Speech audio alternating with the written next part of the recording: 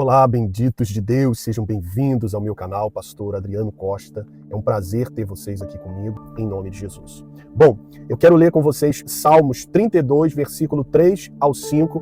Está escrito assim, ó: Enquanto calei os meus pecados, envelheceram os meus ossos pelos meus constantes gemidos todo dia. Porque a tua mão pesava dia e noite sobre mim, e o meu vigor se tornou em sequidão de estio. Confessei-te o meu pecado, e a minha iniquidade não mais ocultei. Disse, confessarei ao Senhor as minhas transgressões, e tu perdoaste a iniquidade do meu pecado. Selá significa dê uma pausa e pense sobre isso, ou pense nisso que você acabou de ler. Eu li Salmos 32, versículo 3 ao 5. Agora eu quero com vocês analisar aqui cada versículo. E tem uma lição em cada versículo desse. Na verdade, eu dividi em 3 estágios. O primeiro estágio está lá no versículo 3. E nós podemos definir da seguinte forma.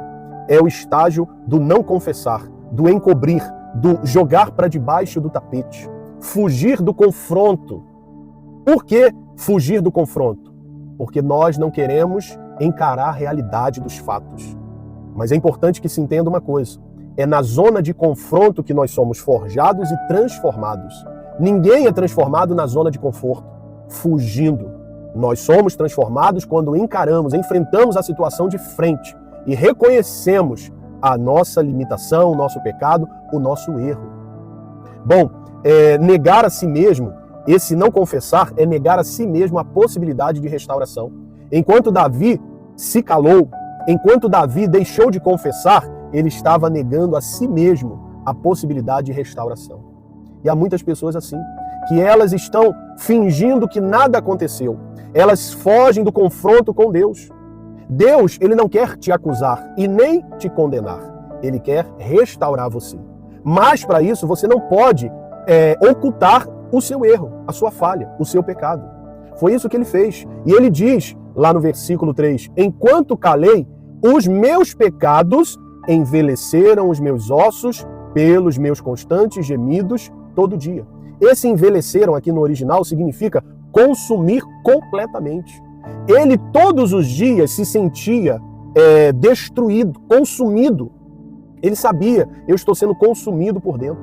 Por mais que ele tivesse uma coroa, um trono, por mais que ele tivesse um reino, por mais que ele tivesse todos os benefícios da posição, do cargo que ele ocupava, nada disso era suficiente. A pessoa sabe quando ela está no pecado e ela encobre aquele pecado e ela joga a sujeira para debaixo do tapete, ela sabe que lá no fundo, ela sabe o quanto ela está sofrendo, o quanto aquilo está sendo nocivo, prejudicial. Mas, infelizmente, muitos preferem viver dessa forma, preferem ser consumidos dia após dia do que fazer o que eles sabem que precisa ser feito, e nós vamos ver no último estágio. Mas não para por aí. Além de ser consumido completamente, ele diz também, no versículo de número 4, porque a tua mão pesava dia e noite sobre mim, e o meu vigor se tornou em sequidão de estio. O que significa isso? Ele está querendo dizer, eu estava desolado, destruído. Então, além da falta de confissão estar me consumindo, no segundo estágio, ele fala do peso, da consequência, do resultado da falta de reconhecimento e confissão. Olha, ele estava sendo esmagado, ele estava sendo destruído dia após dia, não por Deus, mas pelo seu próprio pecado, ou pela consequência do seu pecado. E por que ele diz, a mão de Deus pesava? Porque o Espírito Santo, ele estava ali tentando convencê-lo. Deus estava mostrando para ele que algo estava errado. Deus estava sinalizando no espírito dele que ele precisava fazer alguma coisa, mas ele simplesmente ignorava. E assim nós fazemos. Às vezes queremos ignorar a realidade, fugir do confronto, porque no confronto ou diante de Deus, nós temos que confessar. Não tem como esconder nada de Deus. Não adianta, na presença de Deus, você vai acabar falando, mas você prefere fugir, nós preferimos fugir. Nós somos como Adão e Eva. O que eles fizeram? Quando Deus veio para um confronto, eles se esconderam. Eles fingiram que nada estava acontecendo. Eles não confessaram. E eles sentiram o peso, a consequência do seu pecado, do seu erro não confessado. E o terceiro estágio é o estágio onde tudo muda. Tudo muda quando há uma confissão verdadeira, sincera, um reconhecimento do pecado. No versículo de número 5 ele diz, disse, então, no versículo 5, confessei-te o meu pecado e a minha maldade não mais ocultei. Então não escondi mais. Eu confessei mesmo, eu falei para Deus e disse, confessarei ao Senhor as minhas transgressões. E o que Deus fez? Deus foi implacável, Deus foi um carrasco, Deus foi um acusador para Davi? Não. Ele diz o quê? E tu perdoastes a iniquidade do meu pecado. Esse perdoaste aqui significa também, dentre tantas definições, levou embora aquela carga, aquele peso, aquele pecado que estava me consumindo, Davi está dizendo. Deus levou embora. E se você nunca teve essa experiência, você precisa ter hoje. Eu já tive. Davi, um homem segundo o coração de Deus, um rei, um homem de Deus, um verdadeiro adorador, pecou. E sentiu as consequências da falta da confissão. E ele sentiu o peso das consequências do seu pecado não confessado. Mas ele mudou tudo mudou quando ele tomou a decisão de confessar. Olha que tem que partir da pessoa. Porque se você errou, é você que tem que consertar o seu erro. Se eu pequei, sou eu que tenho que consertar o que eu fiz. Não é outra pessoa, não adianta culpar os outros. Ele não poderia chegar diante de Deus e falar assim, Senhor, a culpa foi de Batseba, ou Betseba. Foi ela. Ela é que, de longe, tentou me seduzir. Não foi isso. A verdade é que ele é que caiu. Ele cedeu à tentação. Ele quis. Ele procurou. E ele precisava agora reconhecer o seu pecado. E quando ele confessa, tudo muda. Aquele peso, a consequência, tudo muda. A partir do momento que ele confessa, que ele reconhece. E nós hoje podemos fazer isso por quê? Porque nós temos um Pai perdoador. Davi tinha um Deus, nós temos um Pai. Porque ele não tinha essa visão, ele não enxergava Deus como Pai ainda. Jesus não havia manifestado o Pai. Mas para nós hoje, Jesus já manifestou o Pai.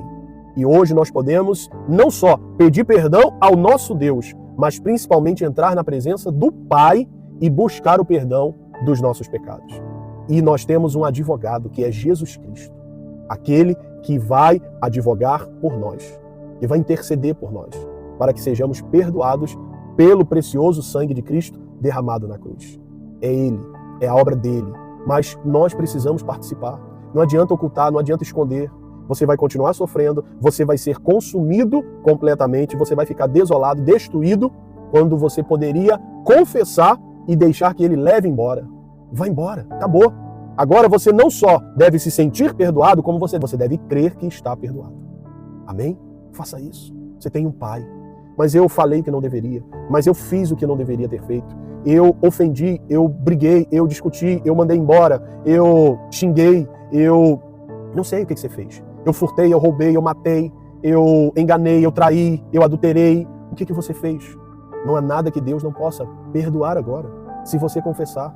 Vai levar esse pecado com você até quando? Eu vi essa semana um caso de um jovem que ele morreu numa troca de tiros com a polícia, mas dias antes, um pastor virou para ele e falou assim, rapaz, você precisa voltar para a igreja, você precisa voltar para Jesus. E ele disse assim, não, eu estou no caminho sem volta, não tem mais jeito. Ou seja, eu já fui longe demais. Ele pensava assim. Mas ali era a oportunidade que ele estava recebendo. Mas ele simplesmente rejeitou. E essa semana ele morreu numa troca de tiros com a polícia. Muito triste isso. Porque pessoas, elas preferem encobrir os seus erros, os seus pecados, ao invés de encararem de frente a realidade e confessarem a um Pai que é perdoador, que é misericordioso. Ah, meu irmão, é melhor você chorar arrependido aos pés do Senhor e receber o perdão dele, do que ficar chorando pelas consequências do pecado, do que ficar sendo massacrado por um pecado não confessado. Faça como Davi. Davi pecou gravemente. Ele descumpriu mandamentos do Senhor. Davi, ele foi mau, altamente maligno. Mas quando ele reconhece, confessa com sinceridade, ele recebe o perdão. Se você também passou de todos os limites, mas hoje você quer o perdão de Deus, ore comigo então assim. Diga comigo, Senhor Jesus, eu venho a Ti para lhe pedir perdão por todos os meus pecados. Pecados que eu pratiquei por atos, por pensamentos, por palavras, por gestos. Pecados que eu pratiquei consciente ou inconscientemente. Meu Deus, me perdoe. Lava-me, purifica-me. Ah, meu Deus, me dê mais uma chance, mais uma oportunidade. E me ajuda, Senhor, a não errar mais, a não cair nos mesmos erros. Me ajuda a resistir à tentação. Me ajuda, Senhor, a prosseguir no teu caminho até o fim, até o último momento da minha vida aqui nesta terra. Em nome de Jesus, eu entrego ao Senhor a minha vida e eu te confesso como meu único e suficiente Salvador. Eu sou pecador e preciso do Senhor, meu Salvador. Me perdoe de todo o coração, eu te peço. Amém e graças a Deus. Amém? Essa foi uma oração que você confessou comigo, que você orou comigo, mas não esqueça, todas as vezes você pode ir ao Pai, em nome de Jesus, para buscar o perdão. Não carregue as consequências do pecado. Não seja massacrado pelo peso do pecado, mas receba o perdão e deixe o Senhor levar embora o seu pecado. E viva a santidade de Deus na sua vida, no nome de Jesus. Um beijo no seu coração. Essa não foi uma palavra de condenação, pelo contrário. Foi uma palavra de perdão, de conserto. Uma palavra de Deus mostrando para você que Ele está te dando mais uma chance. Fique na paz. Deus abençoe você.